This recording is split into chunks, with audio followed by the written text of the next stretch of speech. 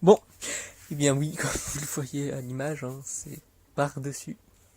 Eh oui, c'est par-dessus. Oui, vous allez comprendre les deux niveaux de langage que je veux dire par-dessus. Voilà. Déjà, on va parler du coup du côté par-dessus dans la famille royale. Parce que oui, effectivement, notre cher Jack Portaport aurait été à l'origine d'avoir rapporté ses crapauds pour tuer le prince et le devenir. Ou justement, il voulait faire des dégâts. Au final, on a bel et bien eu des dégâts, d'assez gros dégâts d'ailleurs. Euh, Comme j'ai pu le dire quand même, ça en fait c'est que, pour ceux qui veulent vraiment le contexte, c'est que le prince de Nemours est mort de ça. Probablement Médicis, son serviteur, qui écrivait apparemment c'est pour de vrai ces sonnets, aurait pu en mourir, à moins qu'il en soit mort, j'ai oublié. Oui, c'est peut-être un truc trop justement gouvernemental, caché, je sais pas. C'est peut-être ça qui fait que on me coûte des trucs. Et désolé, hein, du coup, si cette vidéo se fera supprimer, je ne sais pas. Mais du coup, en tout cas, ce qu'il faut savoir, c'est que du coup, on a le personnage, pardon, le personnage. Qu'est-ce que je raconte comme si comme s'il était fictif comme moi. Non, le fait que justement le prince de Nemours fait s'est fait tuer sur ça. Justement, Médicis se serait fait tuer pour son homosexualité avec DJ Para, bah, il en serait mort aussi. Et du coup, le roi qui en avait ras-le-bol, bah, s'est tiré une balle aussi, s'est suicidé.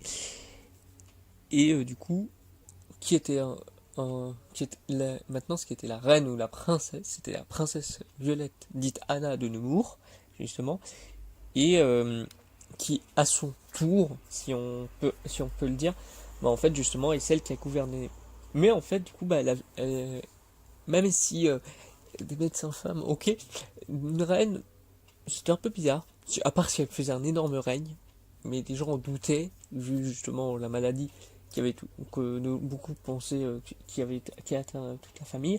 Du coup, ils étaient plus, il nous faudrait un roi pour qu'il y ait quelqu'un d'externe à la famille nucléaire qui succède, qui puisse faire un enfant ou des trucs comme ça.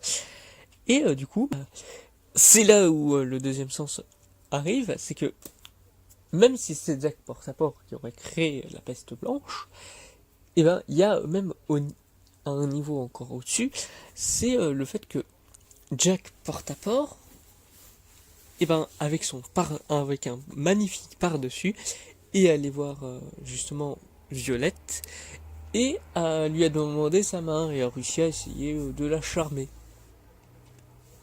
Et oui, ouais, ouais, aucun scrupule, hein. Il est recherché par tout le monde. Il peut se faire tuer à tout moment. Là, même Violette peut le buter. Mais voilà, encore une fois, il est allé encore au-dessus de toutes nos espérances. Mais encore plus que je viens de le dire, même. Parce que, apparemment, ce serait avec son par-dessus que, justement, la princesse a été séduite. Et apparemment, selon des descriptions, par sa petite bouillie. Voilà.